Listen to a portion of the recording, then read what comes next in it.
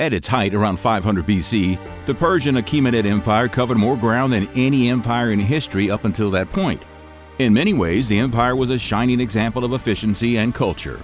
But there was also a dark side. They had an army of so-called Immortals and a military that could tear you to pieces. They doled out punishments that would have made guards at Nazi camps cringe. Many of their rulers were ruthless. There was infighting and family drama more violent than any reality TV show. Here's why you probably wouldn't survive life in the Persian Empire.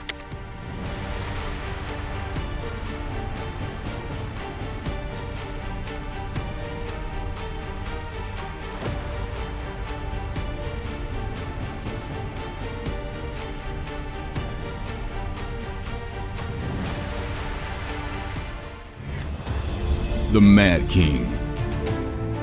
If you were around during the time of Cambyses II, you might want to watch out, particularly if you were Egyptian or a relative of the notoriously temperamental Persian emperor.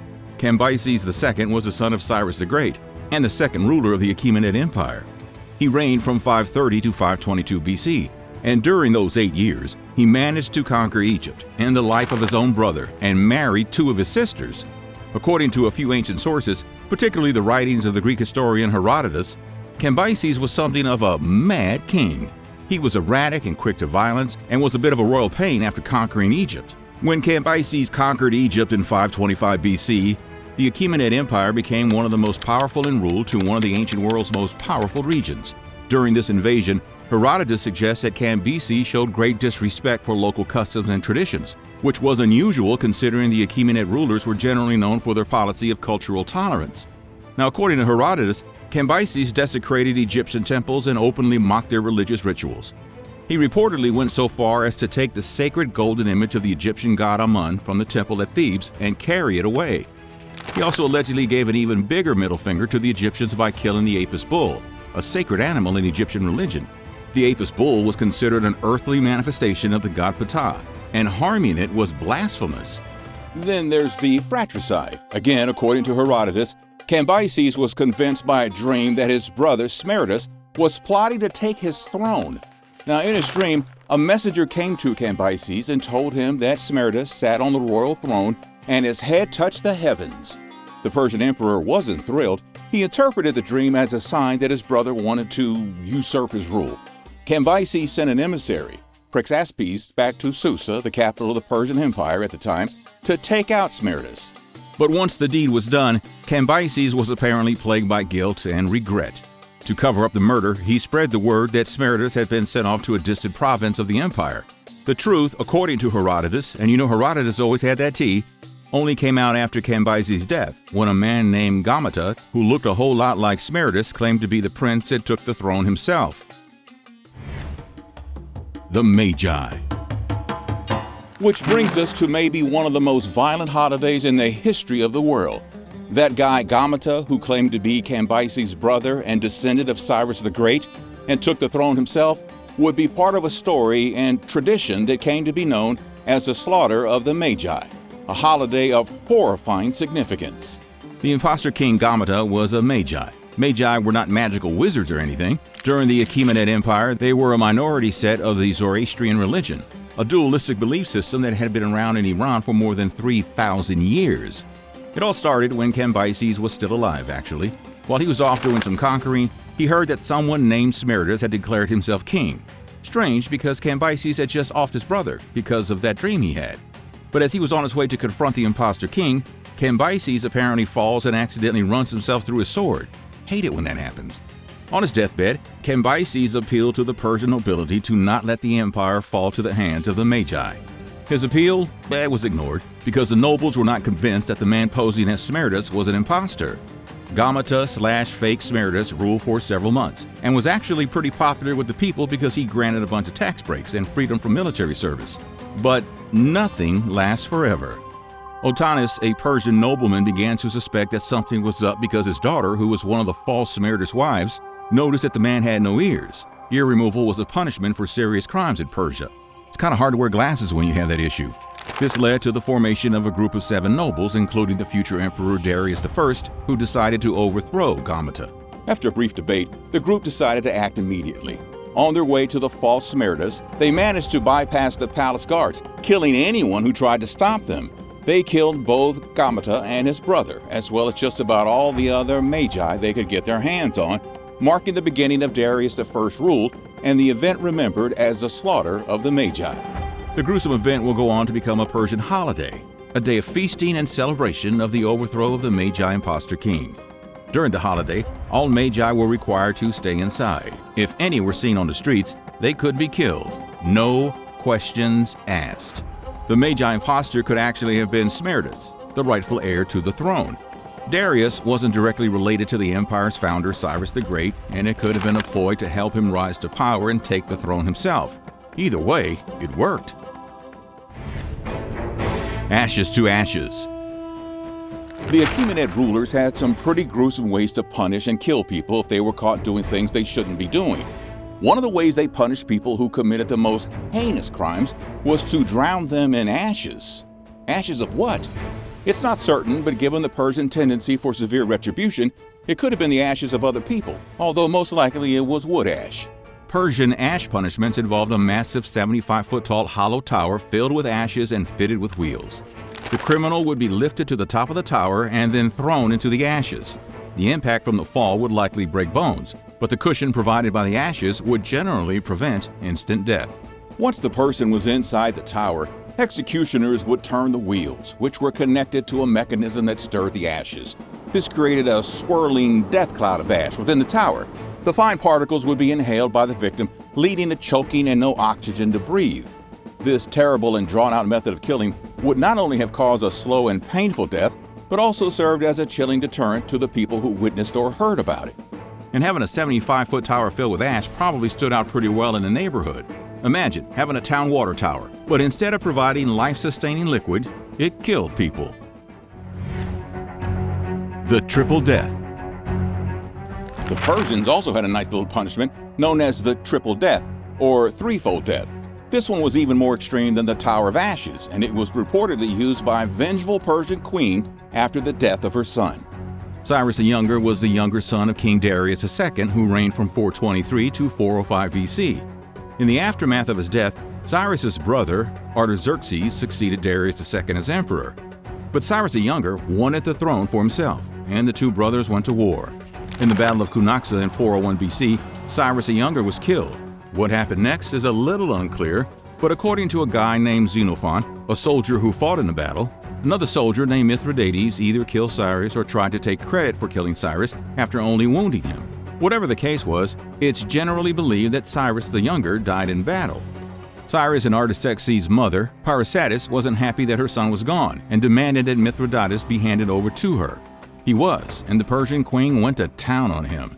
She ordered that he be given the triple death, one of the most horrifying killing methods around. There are different ways to do it, but it is said that Parysatis first had Mithridates punished on a wheel for 10 days, then blinding him, and then finished it off by pouring molten brass into his mouth and ears. Ooh. Now another source says that Mithridates wasn't executed via the triple death, but instead was a victim of something called scaphism. This account comes from the Greek philosopher and historian Plutarch. Now, scaphism is also known as the boats, but it was no cruise across the Mediterranean. Scaphism involved placing the criminal between two small boats that were bolted together, one on top of the other, in a way that created a little bubble. Holes for the head, feet, and arms were cut between the boats. Think full-body boat version of a gallows type thing. The unfortunate person was then fed copious amounts of milk and honey, with the stuff slathered over his arms and legs as well to attract all kinds of nasty insects. As the days wore on, the convict would, release all that milk and honey into the boat and was continually fed and slathered with more milk and honey until he basically rotted away. So whether it was scaphism or the triple death, Mithridates didn't have a pleasant demise. Don't mess with Darius. When Darius I rose to power in 522 BC, he had a lot to deal with. There were revolts popping up all over the empire: Babylon, Elam, Media, Syria, Egypt, even Persis, Darius' hometown, and the heart of the Achaemenid Empire. He started stomping out the rebellions pretty ruthlessly. In total, he claimed to have taken out 9 lying kings who would try to challenge his authority after the whole slaughter of the Magi incident. In Media, a northwestern region of Iran, Darius and his army went up against a guy named Phraortes. Darius's forces wiped out Phraortes and his army quite soundly, and then the king decided to make an example out of the would-be usurper. According to the Behistun inscription, a huge rock relief detailing Darius's greatest hits, Darius ordered that Phraortes should be punished for his rebellion. And let me tell you something, these punishments were awful. In Babylon, a man named Nutty decided to take a shot at usurping the throne. Nutty took the name Nebuchadnezzar III, invoking the legacy of the famous Babylonian king, Nebuchadnezzar II.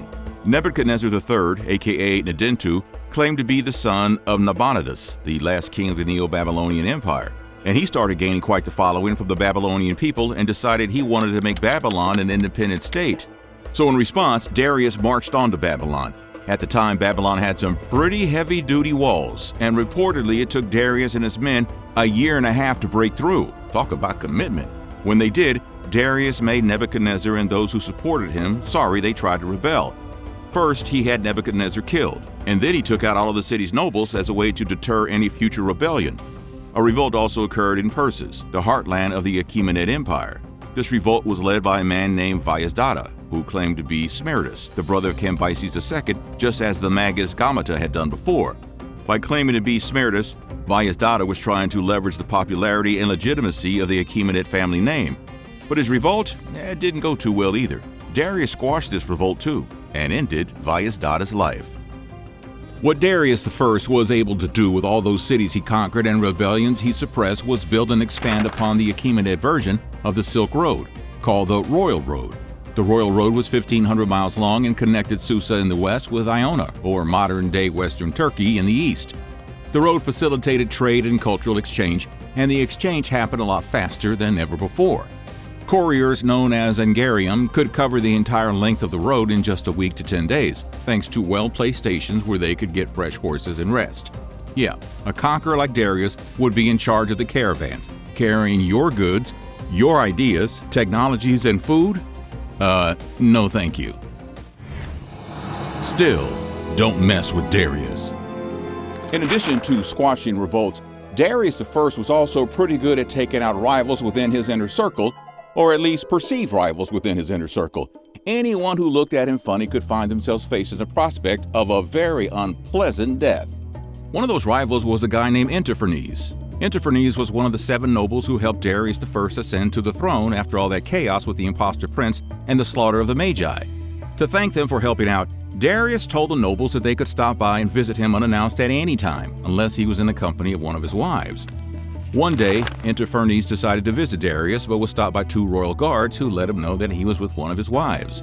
Interfernes? Oh, he was hot. Maybe he forgot that one rule. Maybe he was just in a bad mood that day.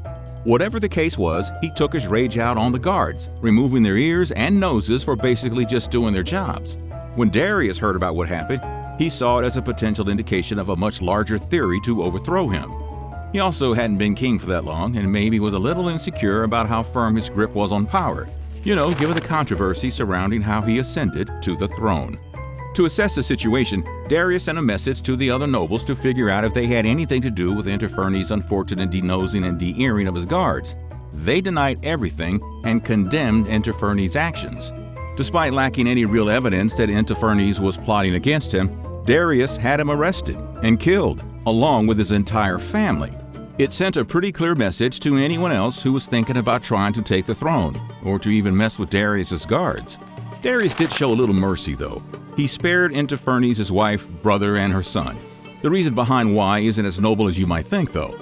But for a ruler who just took out nearly the entire family of a guy who probably wasn't even plotting to overthrow him, who knows what noble is at this point? Darius played a sick game with Interfernes' wife, where he forced her to choose whether her son or her brother would live. She decided that her brother should live because she could always marry another man and have another son, but she could never have another brother. They were pretty pragmatic back then. Darius was so impressed with her logic that he decided to spare both the brother and the son. What a guy.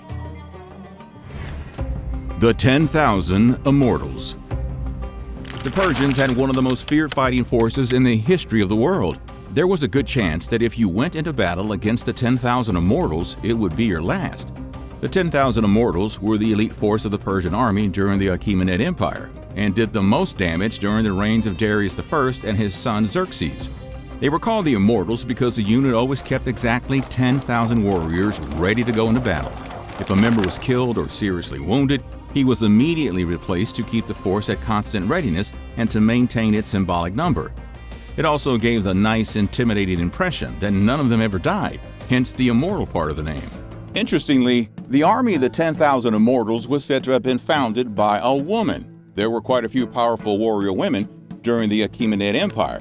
There was Artemis, the commander of the Persian Navy during the reign of Xerxes.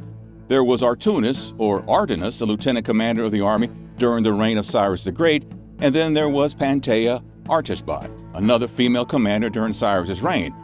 Artashbat is credited with forming the first immortal fighting force and was a key part of the Battle of Opis, where Babylon fell to the Persians as they were storming through Mesopotamia. The Immortals played important roles in many battles over the years. You might be familiar with the Battle of Thermopylae, where in 480 they helped Xerxes I beat King Leonidas and the Spartan 300. Their fighting style was a combination of infantry and archery tactics. Each soldier of the Immortals was equipped with a few different types of weapons, making them pretty adaptable fighters. Their arsenal included a short spear, a sword or a large dagger, and a bow and arrows, which allowed for both close combat and more long-distance assaults. They also carried wicker shields, which were light but could effectively block arrows. The Immortals were usually used as shock troops, heavy infantry designed to kick off battles and break enemy lines. They were also used as a kind of psychological warfare. Their reputation and number usually preceded them, and they were a good way to intimidate and demoralize enemies. They were known to be the best soldiers in the Persian army. They trained for years, they were disciplined, and their loyalty to the Persian king was absolute. Ionian Revolt. So let's turn back to the Achaemenid Empire. If you were Greek during this time, there was a lot to be worried about. The Persians were continually encroaching westwards into the Greek city-states, and a lot of violence was happening as a result. One of the most scary was known as the Ionian Revolt. The Ionian Revolt wasn't just one revolt, but a series of conflicts between the cities of Iona, located in modern-day Turkey, and the Persian Empire. They lasted from 499 to 493 BC and basically set off the Greco-Persian Wars that would go on for the next half-century. The rebellion was sparked by the dissatisfaction of the Ionian cities with Persian rule, particularly their high taxes and oppressive governors. The revolt kicked off in 499 when Aristogoras, a tyrant of the city of Miletus, incited the Ionians to rise up against the Persian overlords. The Persians, led by Darius I, responded forcefully to the revolt. In 494 BCE, they recaptured the city of Miletus and suppressed the rebellion. Now, according to Herodotus, the Persians took no prisoners. The men were killed and the women were enslaved. The city itself was burnt to the ground. After the fall of Miletus, the other rebellious cities were quickly brought back under Persian control. Any remaining resistance was dealt with typical Persian harshness to discourage future rebellions. Cities were destroyed, populations were relocated, and rebels were killed, often in some of the horrible ways we mentioned earlier. One of the more interesting stories from the revolts involved the aforementioned Aristogoras and his father-in-law, Histiaeus. Before the revolts, Histiaeus was the tyrant of Miletus. The term tyrant back then didn't really have the negative connotations it does now. For the Greeks, it was a more neutral term that just meant sole ruler, although that sole ruler was often illegitimate or not supported by any form of constitution. So Histiaeus had helped out Darius I a few years earlier during his Scythian campaign, so he was invited to the Persian court in the capital of Susa to act as an advisor to Darius. And it wasn't really an invitation. He was basically told to go there or else. But it was a good gig, and it was meant to keep Histiaeus loyal as the Persians tried to conquer his homeland. While Histiaeus was in Susa, his son-in-law Aristogoras was left in charge of Miletus. Aristogoras claimed to be acting under the influence of Histiaeus, who supposedly sent him a secret message encouraging him to revolt against Persian rule. The message itself was delivered in a pretty ingenious way. Histiaeus shaved the head of one of his servants, tattooed a message on his bare skull, waited for the hair to grow back, and then sent him on his way. When Darius found out about the revolt, he went to Histiaeus and was like, "What's going on, man? I thought we were good." Histiaeus feigned ignorance about the whole thing and convinced Darius to let him travel to Miletus to see what was going on. So there he went to Miletus, but not to help Darius. Histiaeus wanted to be the tyrant again. But you know what? The people were not too pleased with his flip-flopping, and he was exiled to Lesbos. In Lesbos, he got some ships together and became a literal pirate, looting and pillaging around the Black Sea and the Aegean Sea from a base in Byzantium. Histiaeus eventually joined up with the Greeks towards the end of the revolts, but was captured by Darius' brother, Artaphernes. Despite all of Histiaeus' conniving, Darius still apparently thought he was loyal. Artaphernes knew this, and instead of sending him back to Susa, where Darius would probably pardon him, he had Histiaeus beheaded and sent the head back to his brother. Poor Valerian. We've been focusing mainly on the Achaemenid Empire, but there was another empire that popped up in Persia a couple of hundred years later and actually lasted longer than its predecessor. The Sasanian Empire ruled Persia from 1224 to 651 AD, and in a lot of ways they were as terrifying as the Achaemenids. And if you were a Roman ruler, you would not want to be captured by them. Over the years, the Sasanians and the Romans had quite a few run-ins with each other. One of them was the Battle of Edessa. Fought in 260 AD, the battle was an all-around disastrous defeat for the Romans. Roman Emperor Valerian's entire army was either captured or killed, and Valerian himself was taken captive by the Sasanian Emperor Shapur I. It was one of the only times a Roman emperor had actually been taken captive. A Roman writer named Lactantius provides a vivid account of the humiliation and death of Valerian. Shapur apparently treated Valerian with a whole lot of disrespect, using him as a human footstool to mount his horse. When Valerian offered Shapur a bunch of money to have him released, Shapur apparently took offense and poured molten gold down his throat. That's a symbolic punishment often linked with greed or avarice in Persian culture. Shapur then had Valerian's skin removed, preserved, and then stuffed with straw, effectively turning the former emperor into a trophy. While it's clear that Valerian's capture was a big event, the exact circumstances of his treatment and death are still a bit of a mystery. Lactantius, who provided the evidence, was Roman after all, and he might have been embellishing the events that went down in order to make the Sasanians seem more evil than they actually were. Some scholars think that Valerian was actually treated pretty well during his captivity and died a natural death. Who knows? What else would you like to learn about the Persian Empire? Let us know in the comments, and don't forget to like and subscribe for more Nutty History.